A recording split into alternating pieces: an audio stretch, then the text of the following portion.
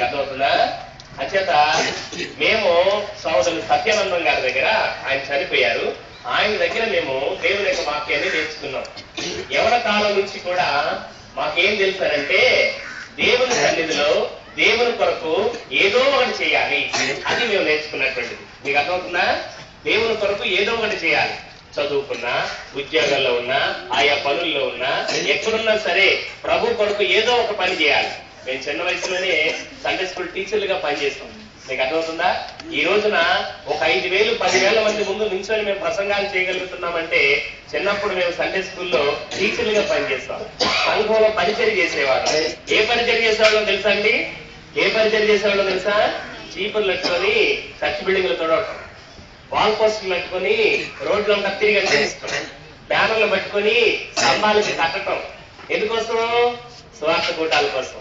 అంచేత డబ్బులు ఇచ్చేటువంటి పని, బళ్ళు మీద తిరిగే పని, కార్ల మీద తిరిగే పని మేము చేయాల. దేవుని కోసం ఏం పని చేస్తామనంటే వాల్ పోస్టులు అంటించాం, బ్యానర్స్ కట్టాం, చర్చ్ బిల్డింగ్స్ తుడిచాం, ఆయా ప్రాంతాల్లో స్వార్థ కూటాలు జరిగితే గ్రౌండ్ క్లీన్ చేసాం. ఎంతో హీనమైనటువంటి పనులు మేము చేసాం.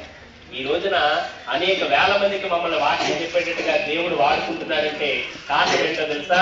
మేము చిన్నతనంలో మేము దేవుని యొక్క సన్నిధిలో మేము చేసినటువంటి పని అని చెప్పి గర్వంగా మేము చెబుతున్నాం. ఈ మాట మీకు ఎందుకు చెబుతున్నానో తెలుసా? మీరు కూడా జీవం కలిగినటువంటి సంఘాలలో సభ్యులుగా ఉంటున్నారు. మరి జీవం కలిగిన సంఘాల్లో యవనస్తులుగా ఉంటున్నారు. ప్రభు కోసం మీరు ఏం చేస్తున్నారు? ఏమన్నా పనులు చేస్తున్నారా? మొట్టమొదటి మీరు గుర్తించవలసింది ఏంటో తెలుసా? ఈ ప్రపంచంలో దేవుడు మీకు ఒక స్థానం ఇచ్చాడు. ఏ స్థానం ఇచ్చాడో తెలుసా? ఏ స్థానం ఇచ్చాడు మీకు?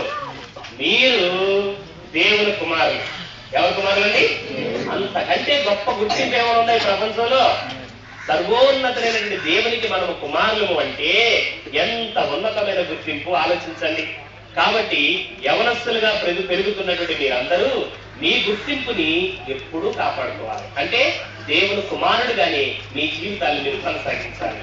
రెండవది, జీవం కలిగినటువంటి మీ యొక్క సంఘంలో ఏదో ఒక పని చేయాలి. ఒకవేళ మనం చనిపోయినా గానీ మనం చేసిన పని ఏమైపోద్ది? నిలిచిపోద్దండి. పలానా వాళ్ళు చేసి వెళ్ళిపోయారండి అంటారన్నమాట. రాజమండ్రి డానపేట చర్చిలో ఇప్పటికీ మాలాంటి యవనస్తులు తయారు కాలా. మా తర్వాత తరం మళ్ళీ మాకులాగా సిద్ధపడాల.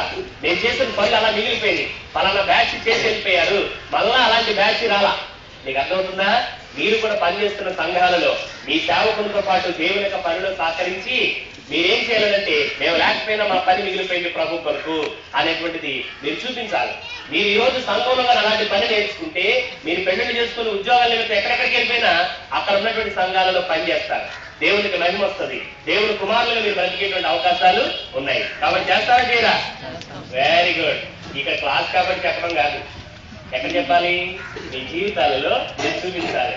తప్పనిసరిగా మీరు జీవం కలిగిన సంఘాలలో దేవుని కుమారులుగా నమ్మకమైన పని చేస్తారని, యవనస్తులుగా మంచి మాదిరికరమైన జీవితాన్ని సమాజానికి అందిస్తారని చెప్పి ప్రభు నన్ను నేను కోరుతున్నాను. మిమ్మల్ని అందరినీ కూడా ఆశిస్తున్నాను. ఓకే, ఇప్పుడు మనం అందరం కూడా అతి ప్రాముఖ్యమైనటువంటి కార్యక్రమంలోకి వెళ్దాం. ఏది? ఎంతమంది రెడీగా ఉన్నారు?